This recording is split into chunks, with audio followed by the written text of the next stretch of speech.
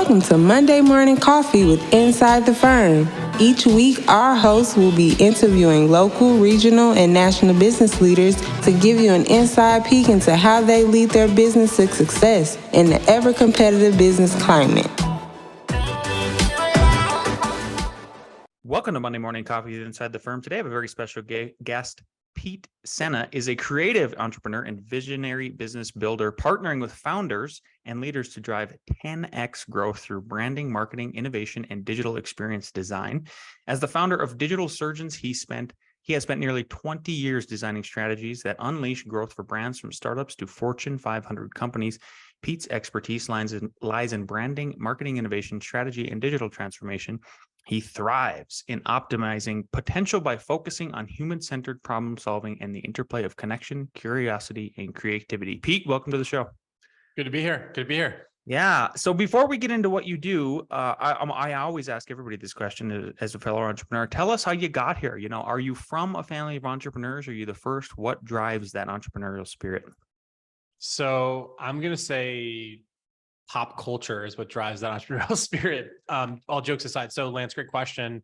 I grew up in a family of blue collar people. My father is the son of immigrants from Italy.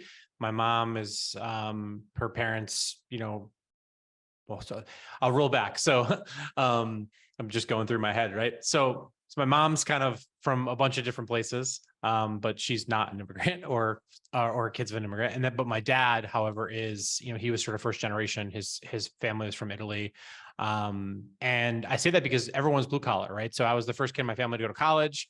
I was the first person in my extended family to start a business. So to answer your original question, this was not in the cards. It was not in the plan. I would say I always loved technology. I always loved just movies and games and just all that kind of pop culturally stuff. And I think that's what sent me down this journey, this rabbit hole, where one day I started hitting keys on a keyboard and things started showing up on the screen. And I was like, wow, this is pretty awesome. So the idea that I could, smash some letters and numbers on a keyboard, and all of a sudden I had a game, or I had an image, I had an app, I had a whatever, that was really prolific for me. And that, I would say, is the beginning of just how I became a digital surgeon, which then went on for me to start my first company, which I started in college, called Digital Surgeons. We've now since evolved into a brand transformation company, but in the beginning it was just making cool shit for the internet. And ultimately that's the sort of short version of how it all happened. Yeah. So yeah, you started the company in your college dorm room, correct? Yeah. So at a high level, I was working for a corporation at the time. While I was when I started school, I wasn't full-time on campus until like later years. So in the beginning, I was working with a large sports marketing company, big corporation, global company, may or may not be owned by Disney now. And from there, I realized that I wasn't getting the fulfillment and the joy, and which are two things that I think are really important to me, fulfillment and joy. I wasn't getting that because they were trying to put me in a box, and the box was sort of this or that. And I'm an and person.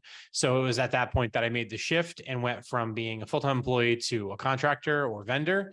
And then that's ultimately where the Digital Surgeons journey began.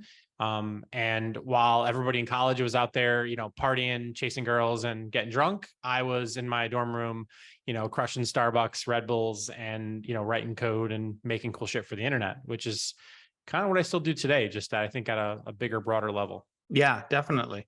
I love that. So what do you think, if you could point to just a few of these, what do you think the key turning points were for you in regards to, and then I got to imagine they're coupled with challenges when you were starting out the business. What are some that you could tell us about, just as a fellow person who's like was in startup mode at one point? Yeah, I mean, to be candid, I would say I'm still in startup mode. A lot of my clients that I work with today, what I always say is all my clients have one thing in common. They want to drive forward progress and growth, right? So some of my clients are Fortune 50s. They've been around for 100 plus years. Some of my clients are just getting started and they're chasing venture capital or trying to raise money. We do a lot of angel investing as well. So I see a lot of different stages in the journey, but in terms of my journey and my story that I can sort of own because it was my own, is in the beginning, figuring out how do you get work, right? Whatever that work is. I was a freelancer. I was an independent contractor that was starting a company. I didn't raise capital. I was bootstrapping everything. So ultimately that comes down to, how do you hire employees? How do you build things? How do you teach yourself all these different things? So the world today, I think, is a lot different than the world was 20 years ago, in that I think just the accessibility to knowledge, nowadays you can hop on YouTube and you can search for just about anything and get the answers, whether it's YouTube or TikTok or whatever. Back in the day, like I had to go hang out at like a bookstore for the day to try to copy things down. The joke I used to make, Lance, was in the early days, I was broke, I was like eating ramen, living in my parents' basement kind of thing. And I would go to a bookstore, like in the early days, like even before I could drive, like my dad would drop me off at a bookstore. I would be reading books on like C++ or Java or whatever it was, and then writing down in my notebook some of the code, because the books were like $60 and I didn't have that money. And that was disposable income, wasn't something that we could just kind of throw money at back in the day. So, as crazy as that might sound, nowadays you can teach yourself how to code on these things. You can, any question you have, if you've got a smartphone, which most people that are listening to this episode now or in the future definitely have a smartphone, definitely have high-speed internet, and that's powerful. But that wasn't around back then. So I'd say the biggest challenge for me was like, where the hell do I start? How do I get clients? How do I build this thing? How do I teach myself this new stuff? You learn like this much stuff in college that ultimately equips you to become an entrepreneur. Yeah, I know. One of my stepson is going to the business school at CU Boulder, and for everybody knows who listens to the show, like I teach there. I'm not trying to poo-poo the university, but at the same time, as a serial entrepreneur myself who's been fairly successful, like I've told him, your mother and I are both entrepreneurs. She's an investor. She does real estate. She's a mortgage broker, all kinds of stuff like that. And I'm like, your lesson is really probably from us. Like, all you got to do is intern with us, and he won't do it or anything like that. So I'm with you there. You mentioned clients too. So I'm really glad you unpacked, okay, here's how Pete went and found some tangible things that he could invest in himself to then learn C++ and all the other technical things. Talk about the clients though. How did you get that first client? So my first client, I think, was actually like, I think my dad introduced me to somebody that was like a small business. I think my first client was, not going back, it was because I've had a couple of things before I started Digital Surgeons. I was like doing like, odds and ends, like fixing people's computers and like doing like dumb shit like that. I think my first client was just like family friends that I was helping out for free. And then one day convinced to pay me a little bit. And then before you know it, they're like, hey, do you know how to make websites? And I was like, yes, that's what I do. And they're like, okay, can you like make a website for our company? So it was like mostly like local stuff to start. And then from there, I think I would always try to take it to 11, right? Like a little Spinal Tap reference, right? It's like, I don't want to go to 10. I want to go to 11 on everything I do. So I would take these like small little like mom and pop businesses and give them these incredible digital experiences. And then, obviously did SEO and a bunch of other stuff that would help them get the traffic they need, get the leads that they need, and make the thing look beautiful. My philosophy is it's all about the balance of form and function, right? And the intersection of form and function is growth. So for me, from the youngest time, anything I did, it couldn't just look pretty. It couldn't just be functional. Like, it had to actually help people's businesses grow. So it wasn't just about making cool shit for the internet. It's cool shit that works. So with that, I would say like I was doing these like really small projects, getting a lot of visibility. And then I started getting emails from like agencies and, Madison Avenue companies that were like, wow, hey, so we need someone to like program in this language or design this thing for this website. And at the time, just to give a context for the audience, Lance, like, it was 2004, right? 2004, 2005.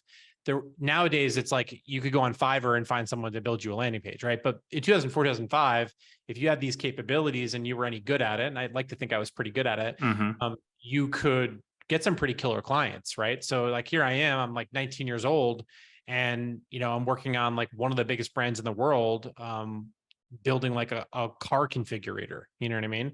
And it's like, I look forward now and I'm like, wow, like it's much harder today to stand out because everybody has access to all these kind of cool things. And nowadays with the advent of AI, like you could go into ChatGPT and like just mash out a bunch of stuff that is actually pretty convincible. So yeah, I don't know if that's helpful or not, but. Oh, 100%. Yeah, absolutely. That was perfect. But I mean, you generated some more questions for me. So like, how did you figure out some of these questions, Pete, are our podcast, the Monday morning episodes in particular are for people that are either thinking about starting a business, have started a business, or in the midst of it, like very early on. So I just think that some of the things I'm, that are untold are like, how do you get those first clients? So the next one that you led me to is, how did you figure out pricing? Like, how do you figure out, I've said it on my show, the Friday episodes, how we figured out our pricing. Architecture is way different than what you do. It's still service-based. So like, how did you wrap your arms around that? So I'm going to tell a funny story to answer your question. So I have a co-founder in my first main business. He and I do a lot of investing together. Basically everything we've built, we've been kind of connected and that sort of thing. His name's Dave, David Sena. If everyone wants to look him up, he's just a brilliant guy, visionary guy. One of my best friends. And it's hilarious. In the early days, I remember how I first was doing pricing was I was basically a sex worker for the internet. Right. I was giving shit away, and not charging nearly enough.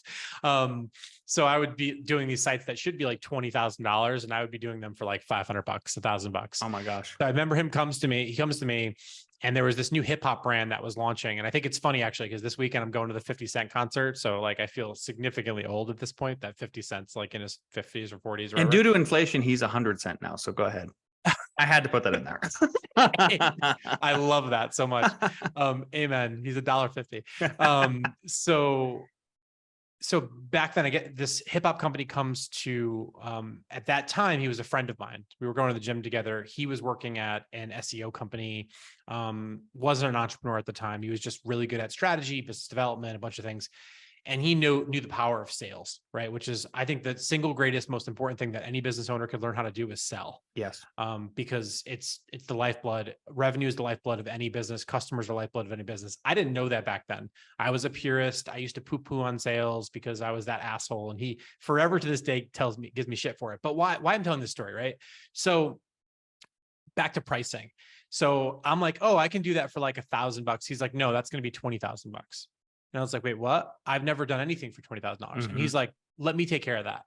And then the next week we had a $20,000, hip hop brand that was started from some of the former executives from Reebok, the shoe company. And we get this amazing client doing this killer work that got us a ton of attention and more clients in that space. And I'm a big hip hop head. So that was like incredibly inspiring, right? So to answer your question about pricing, I brought someone in who helped me see my value. I didn't see my value. I didn't value myself. In fact, I devalued myself. And I got taken advantage of a lot in the early days.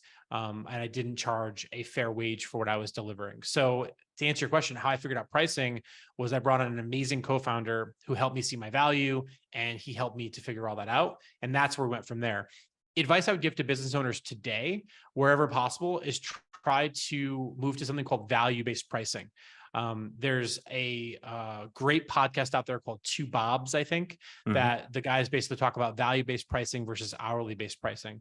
I'm a firm believer now, like I don't like to charge for hourly time because the work that I can do in 1 hour can create so much value that I'm not incentivizing me or you, the client, to work faster. Because if I work faster, I actually get paid less. So if I work slower, I get paid more. Clients want things fast and want things great, right? So there's the golden triangle of like good, fast, cheap. Pick two if you're lucky. Yep. For me, I want to aim for I want to be really good and I want to be really fast wherever possible. And what that means is there's a high premium for that cost, right? So nowadays, I try to move away from that type of hourly mentality because I think it sends the wrong relationship signals. But that's a challenging thing, right? If you're selling a commodity or a physical good or a product, you have to sort of think about how people are buying the competitive alternatives to your service, whether you're an architect or whatever it is. So I think value-based pricing is my mentality now. But back then, I would say how I handled pricing was completely wrong. How I handled pricing back then was I acted like a nonprofit, which was not smart. And my business partner came in and saved me in that regard. Many architects do the same thing. So I'm totally empathizing with you here. And I think the connection is like, we get too heavy on the artist side of things. And then that's where I feel that word you use, the purity word you use, right? Like, it's like a purist thing. you have these signature architects, with these signature buildings, and then they say like, well, if I create these beautiful things, the clients are just going to come to me. And I got to imagine it's sort of the same thing with where you started out as well. To give us a little bit of credit on that, like as creatives, is, well, clearly, like if I create a beautiful house and people love it, it's going to enhance our life. Once you create beautiful websites for people in digital marketing, it's going to enhance their business because they get those first clients and everything. How have you maintained that as you grew? Yeah. And tell me about your discovery process with people that you work with, to where you understand, here's the brand I need to really show outwardly and help them get the clients. Yeah. So let's go back for 1 second. I'm going to this was heavily inspired by Rick Rubin. And I think it's 3 R's, right?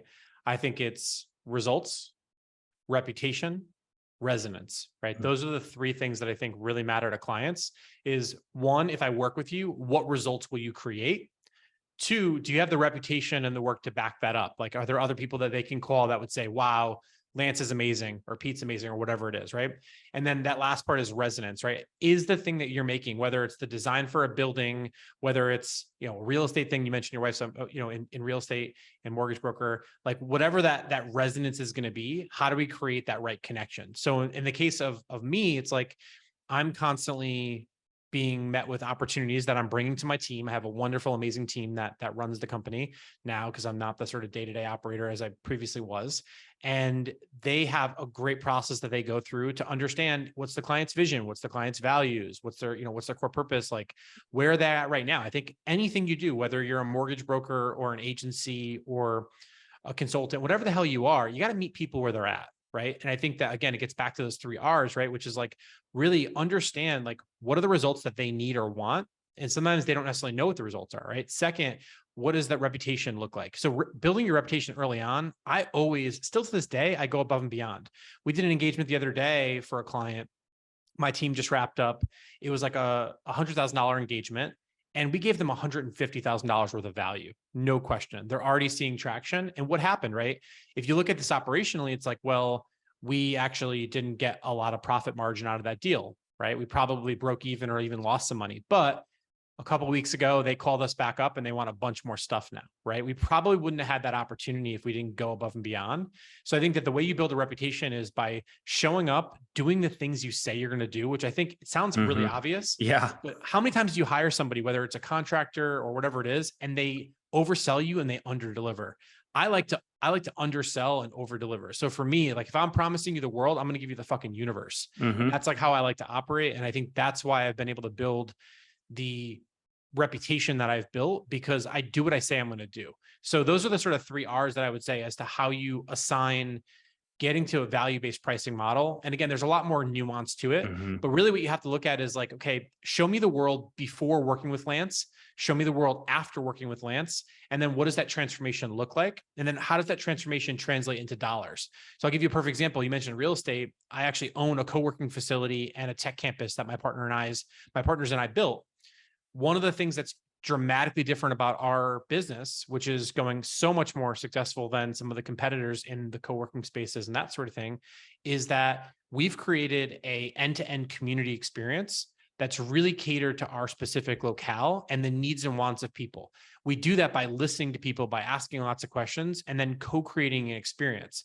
So if I had to sell that concept to somebody else, in this case, I own it, but if I had to sell that to somebody else, what I would say is the difference in my cost structure is going to directly translate to their potential results, right? So if everybody else is sort of vanilla, I'm going to give you sort of fusion chocolate strawberry kind of a flavor. So it's going to stand out. It's going to create that resonance.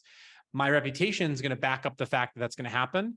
And then coming back to results. So you can never guarantee results in a service-based situation, but what you can guarantee is that the artifacts and the outputs that you're going to create are going to be in alignment with the scope. So that's typically how I would say to look at that. And that can go with anything, whether you're doing blueprints as an architect or whether you're, building digital experiences for clients like I do.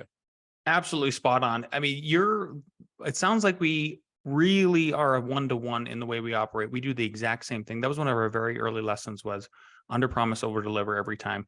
And it does, like, it's funny you mentioned it, like it seems obvious, but it's like, I don't know, for some reason, the obvious stuff is just overlooked right away when you're in startup mode. And I think that I actually think that's why most startups end up failing. It's because they just are somehow have blinders on, or like tunnel vision, and they can't see that wider perspective of like, it's just really basic stuff: returning phone calls, under promising, over delivering, those sorts of things, and then showing up and actually doing the work.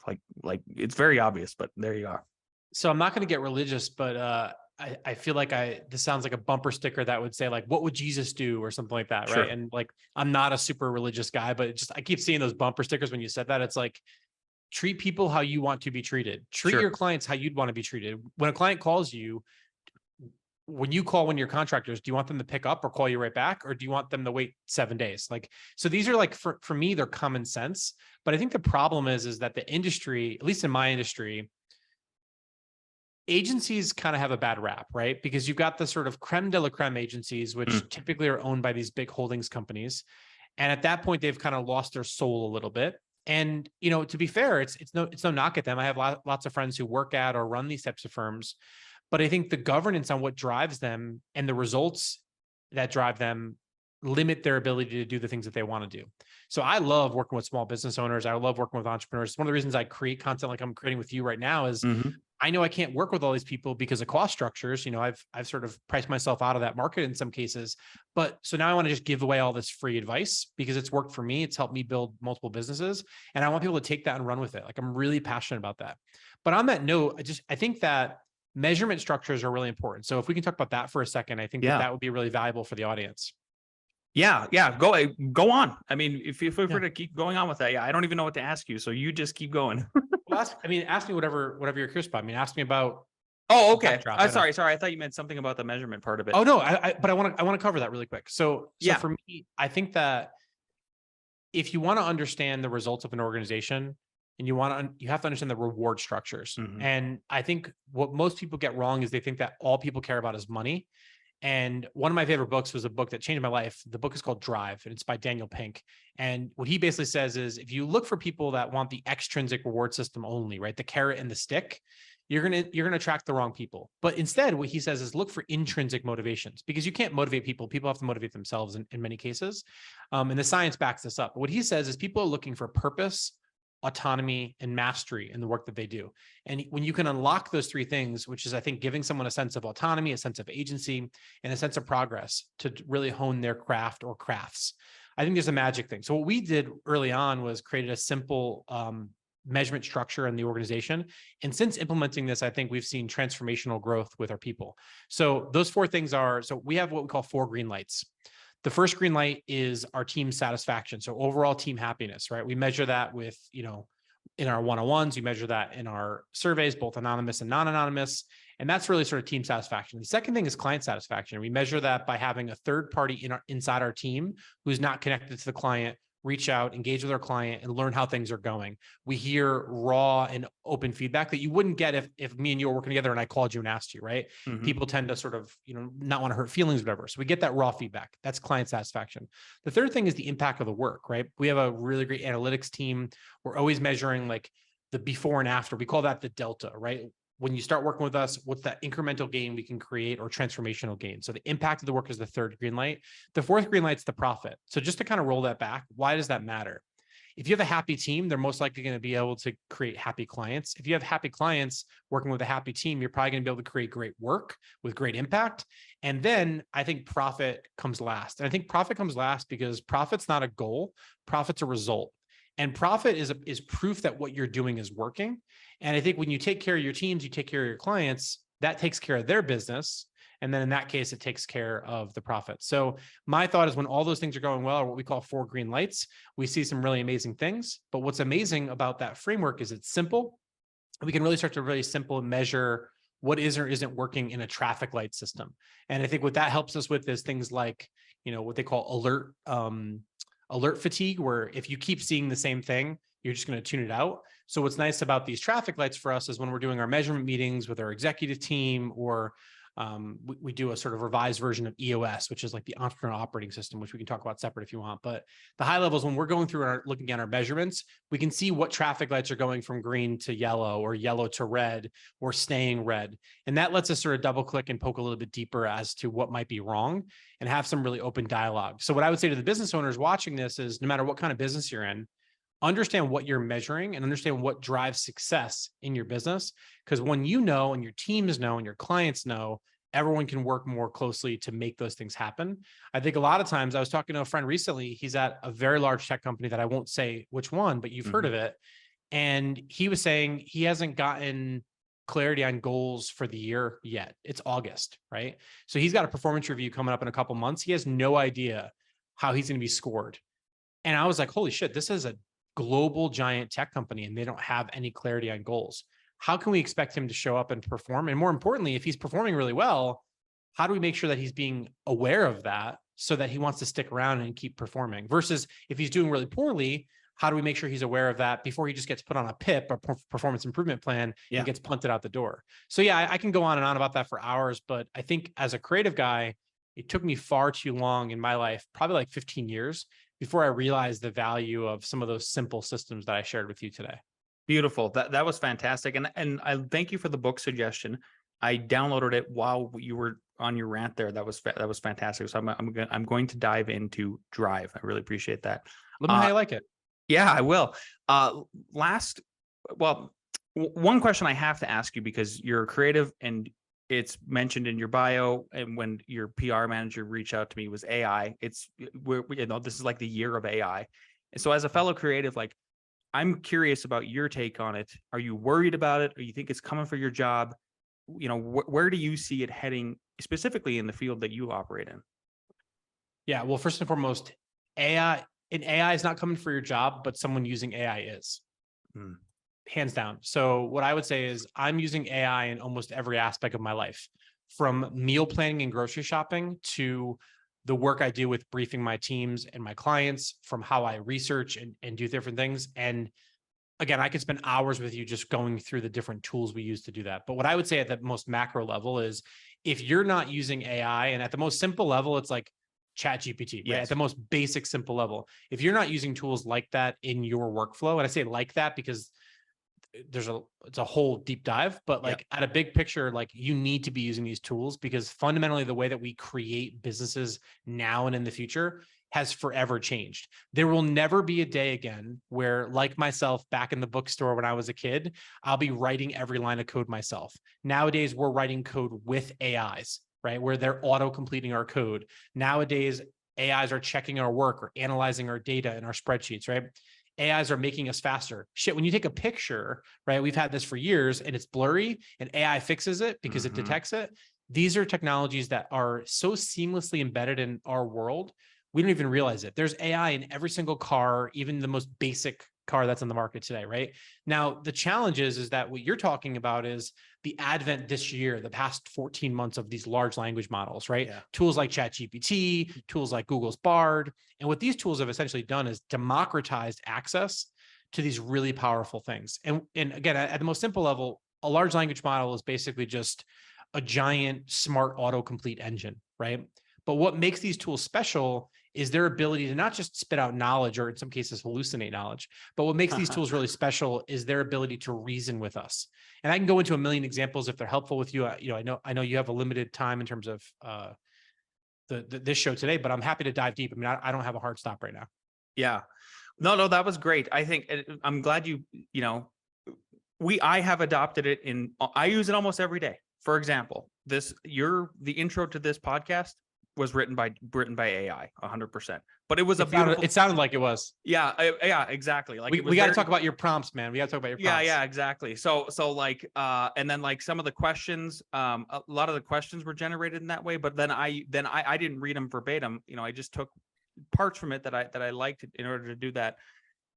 It's here to stay. I'm with you. And then just like the innate part of it that is just built in now, like with Photoshop. I'm a big Photoshop guy because I'm an architect. So like the ability to correct images and stuff like that, I just don't think you're getting away from it. Have you used Midjourney at all? Yeah, we have used Midjourney. We're novices. We haven't used it in the sense of like trying to generate any kind of images for clients yet in that sort of way, because frankly, like from when I started, like in 2000, when I graduated college in 2008, the rendering engines were getting a lot better. Like we're getting access to the same software that was used to render the Matrix and stuff like that when that came out, sort of that. But now it's much more seamless, and so we still have the ability to do what we want to do, but we are definitely using for touch-ups on certain things. So it's creeping in, and there's kind of no way around it. I'm actually thankful for it. I agree. I'd be super happy to connect with you kind of offline about this, but I'll give you an example, right? So you're an architect, right? So if you were in a meeting with a client, what I would do, again, of course, with consent, right, here's what I would suggest you do. I would suggest you going through your discovery process with your client, asking them a bunch of questions. I would suggest recording that meeting, taking the transcription from that meeting, and then using that to fire off some creative stimuli, auto-generate a mood board, some concept art in terms of ideas, then you and your team kind of curate down, and then you feed that information to some of these AIs, and then you start getting a bunch of different creations. Now, a good example is one of my friends who I actually just got off the phone with an hour ago.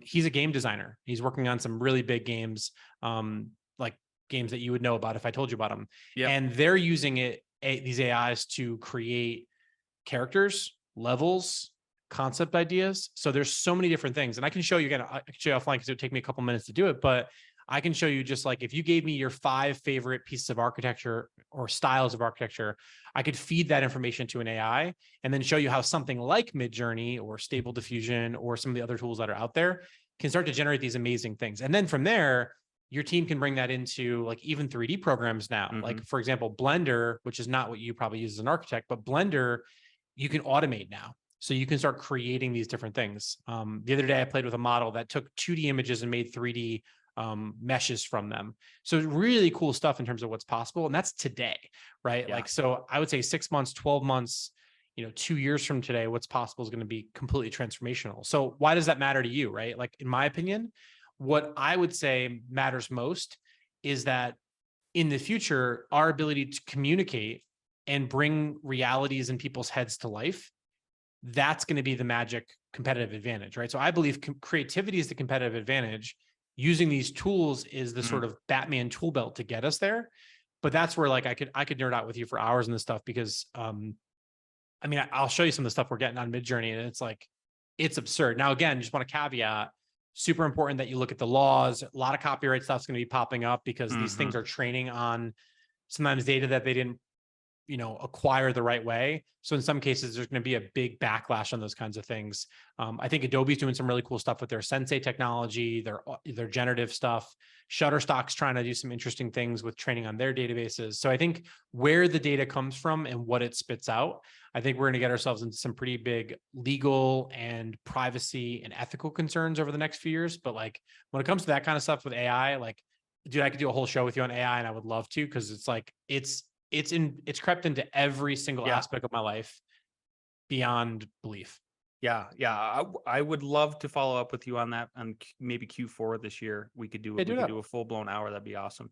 Yeah, that sounds great. We'll make it happen. Yeah. Two last questions here, Pete. I ask everybody this: knowing what you know now, and if you can go back in time when you first started your business, what is one piece of advice you give your former self?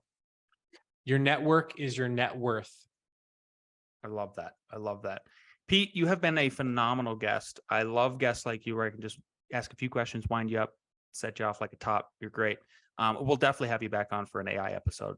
Let's do it. That would be great. If people want to get a hold of you, if I want to reach out, maybe possibly hire your firm or interview you guys, where can they find and follow you? Yeah. So I try to put out as much content as I can have time for on, all things Pete Sena. So on Medium, where I write long form stuff, it's Pete Sena. My website's petesena.com. I've got a free newsletter that I publish biweekly in there that just, all free stuff. In terms of my firm, so digitalsurgeons.com is where you can see some of the brand transformation work. But what I would say is if anybody has questions, like listening to the show, like, shoot me a tweet or an X, whatever we're calling it now. Thanks, Elon. Shoot me a tweet, LinkedIn. I'm pretty much Pete Sena on all the platforms. I'm not the nuclear energy guy, because there's another Peter Sena who's like the CEO of an energy company, but that's not me. But yeah, no, hit me up, and that's the best ways to check me out. Awesome. Okay. Thanks for your time today, Pete. We really appreciate you. Likewise.